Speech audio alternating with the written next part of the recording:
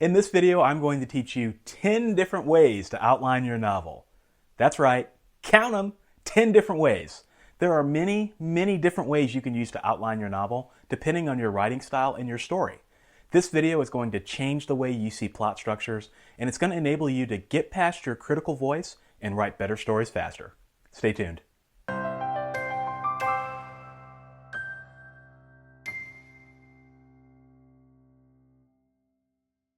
Outlines. Should you? It's one of the most common questions I get, and honestly, one of the most common questions all writers get asked many times in their career. Now, in full disclosure, I didn't come up with any of these methods. I'm just presenting them to you in bite-sized bits to give some context to everything that's out there and to help you learn and give you tools to do your own research to find the method that works best for you. The first way to outline a novel is the hero's journey. Popularized by Joseph Campbell, it's also called the monomyth, and one of the most common structures out there. Here's the 10,000-foot view of how it works. Hero starts off living comfortably in his own world until an outside disturbance forces him onto the journey where he struggles, makes progress, struggles again, hits his low point, then rises up to defeat the bad guy. He then returns home a hero and with a complete inner transformation. One of the most common examples Joseph Campbell gives of the hero's journey is Luke Skywalker in Star Wars Episode 4. Another modern twist on the journey is Harry Potter and the Philosopher's Stone, or the Sorcerer's Stone for all you Americans. There's also a variation on the hero's journey called the heroine's journey, popularized by Maureen Murdoch. It's similar, but adapted to suit female heroes. The strength of the hero's journey is that it's taught in schools, so it's instantly recognizable by most people and one of the easiest structures to explain. If you have a story with a traditional hero that triumphs over the villain, this is a great framework to use. It's perfect for standalone novels and heroes who go through physical hardship as well as experience big internal transformations. A problem with the hero's journey, though, is that it tends to work best with movies rather than novels, and it can feel quite formulaic if you don't have a grip on the other elements of the craft, like pacing and character development.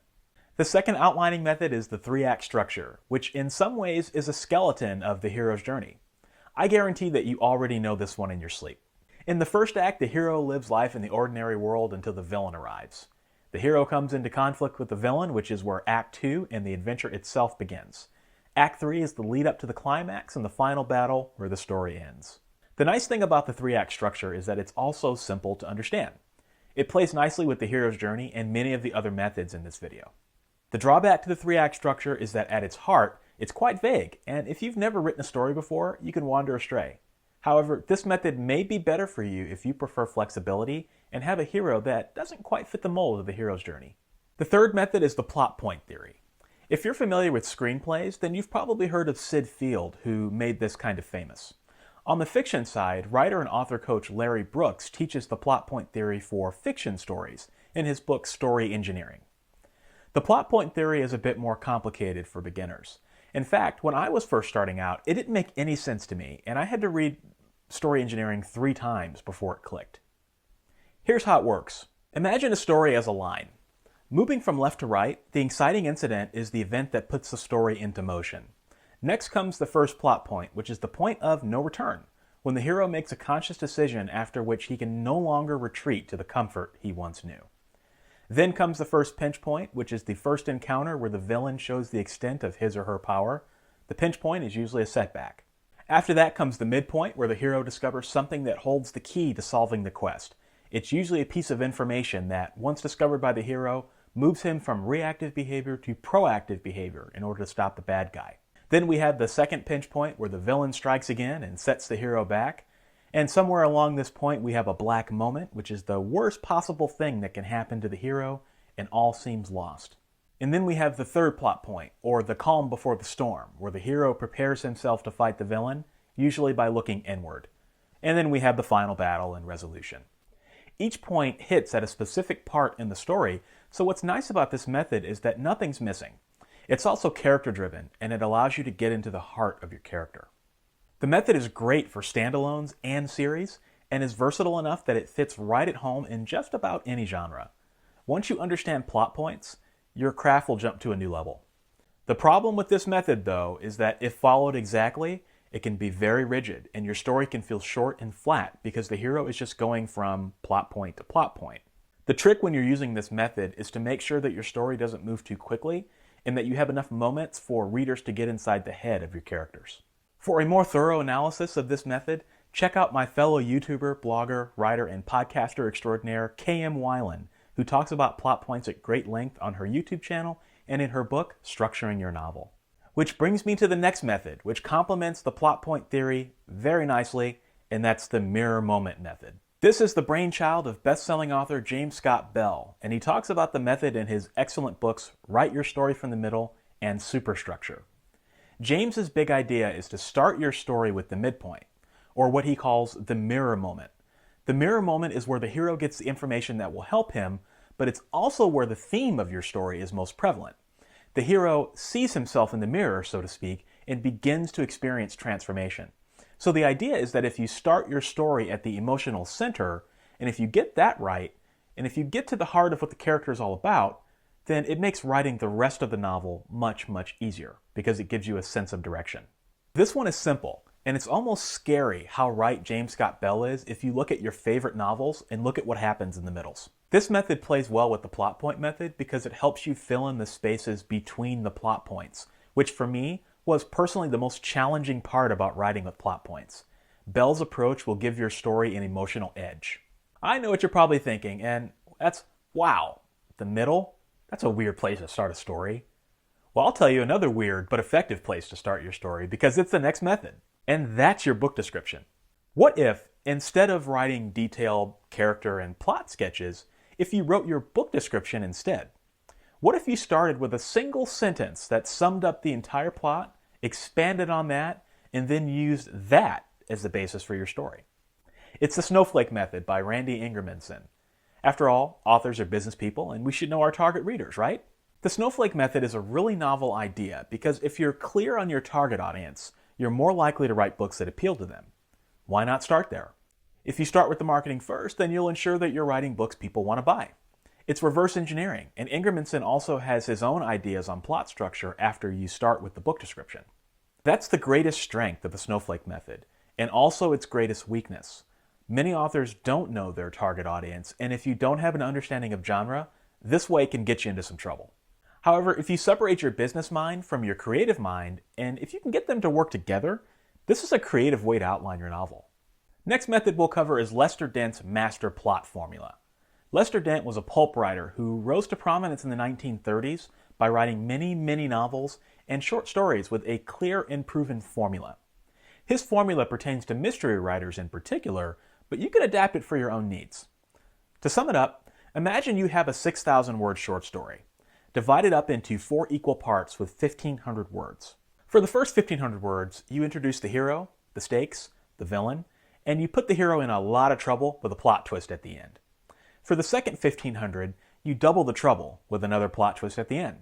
For the third 1,500, let the hero make some progress, and then put another plot twist in it that puts him in triple the trouble. And for the last 1,500, make it seem impossible for the hero to get out of this, but then let him figure out the problem and triumph against evil. The nice part about Dent's formula is that it's just that, a formula. And in my opinion, it's one of the easiest methods to follow. It also ensures that you've got a ton of action in your story. It's perfect for short stories, mysteries, crime, or any story where the hero is static and doesn't grow over the course of the tale. That's because this method is story-driven, and it focuses on external forces working against the hero. The Jack Reachers and hard-boiled detectives of the world would be right at home in this method. The big danger with Dent's method is being too formulaic and following it to the letter. This one can also be a little tricky to apply to full-length novels that aren't in the mystery genre. So let's talk about your scenes and sequels and your scenes. It's called the Scenes and Sequels Method by Dwight V. Swain, author of Techniques of the Selling Writer. Swain writes about many elements of storytelling, but the big idea in his book is the way you arrange your scenes. For him, there are scenes and there are sequels. Think Isaac Newton's third law. Right? For every action, there is an equal and opposite reaction. If you understand that, you understand how scenes and sequels work. In a scene, the hero is taking action. Things are happening. The story is flowing. In a sequel, which is just a scene by another name, the hero is reacting to the events of the past scene. The story is also moving forward, but the hero is developing too. The story is ebbing. So remember, a sequel is also a scene, but just a different kind. So if you think about a novel as a series of scenes and sequels, and if you layer those scenes and sequels on top of each other, then you put the reader on an emotional roller coaster, which keeps them reading. Swain's book is quite complex and I can't cover it all here, but it's worth a read. It still feels a bit dated compared to the other methods in this video, but it's definitely worth checking out. And next, we're going to scratch the surface of what I think is the most difficult outlining method of them all. So prepare yourself here. This is the one I think it's just very difficult to comprehend, but it is eye-opening. And that's the story grid by Sean Coyne. Basically, it's a story structure on steroids that you honestly just have to see to believe. It details every moment of a story on a graph. The graph shows what needs to happen, when, and it gives guidance for the plot and character development. It looks like a big sound wave, actually. I have a hard time wrapping my head around this one, but you have to see the grid. Check out the video description for the link. If you're a right-brained kind of writer, and if you're a very analytical thinker, this is probably perfect for you. If you're not, and you feel overwhelmed by it, don't worry, because we're coming down to the final stretch here. 2 more methods left, and these are a ton of fun. The penultimate method is a method popularized by Sean Platt and Johnny B. Truant of Sterling and Stone, and that's beats in pre-production. The basic idea here is that you can outline your story in paragraph form. Instead of a true outline with bullet points and lists, you instead write out your story like you would write a story, in paragraph form. These are called beats. It doesn't have to be an exact play-by-play narrative, and it doesn't have to be 100% accurate, and you don't even have to know everything about your story. Beats help you explore your story by getting it down on paper more so than you would using the other methods. What Sean and Johnny also do is some interesting research about their characters. For example, they do castings where they'll pick the actors that they think should play the characters in the story. They also do location scouting, finding images of locales that help them capture the mood of the story they want to write. They store all of this information in Scrivener along with their manuscript. Combine this with the beats, and it's a thorough pre-production package that will never fail you when you hit a snag in your story. I started using beats shortly after I heard about it on the Self-Publishing Podcast, and it's a pretty cool method. It's fantastic for collaborations when you and another author need to get on the same page about what you're writing, and beats in pre-production is just a lot of fun. And honestly, probably some of the most fun I've ever had writing a novel.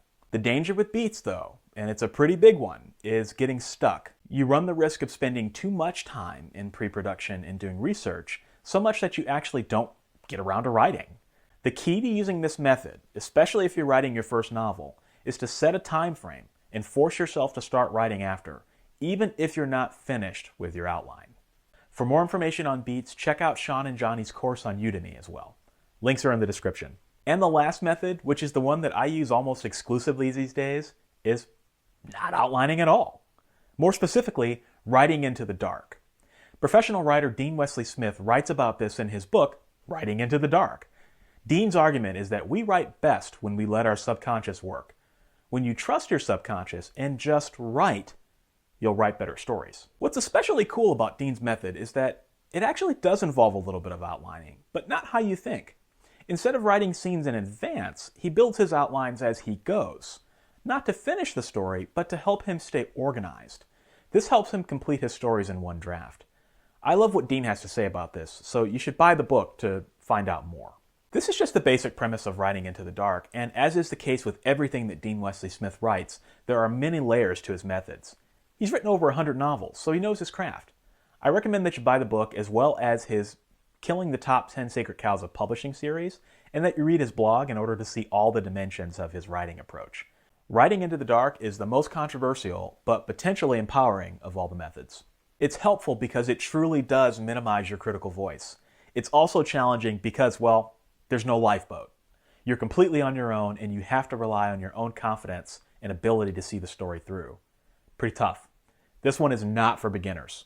In full disclosure, I will tell you that I am a big proponent of Writing into the Dark, and that almost all of my novels are one draft these days. I can also tell you that when I started writing into the dark, that's when I started seeing my first real book sales.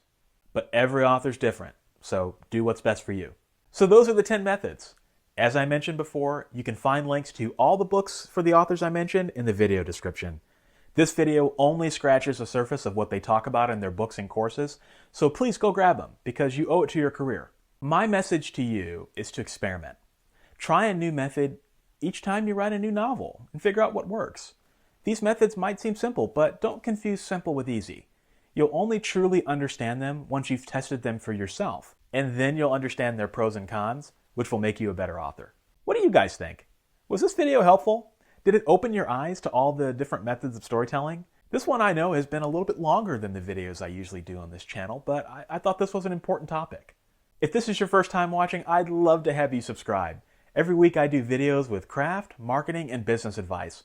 I also cover publishing industry news that will help you grow your author business, sell more books, and connect with readers. I hope I can play a small part in your future success because it's time for you to get the author career that you deserve. So subscribe, and I'll see you guys in the next video. Thanks for watching.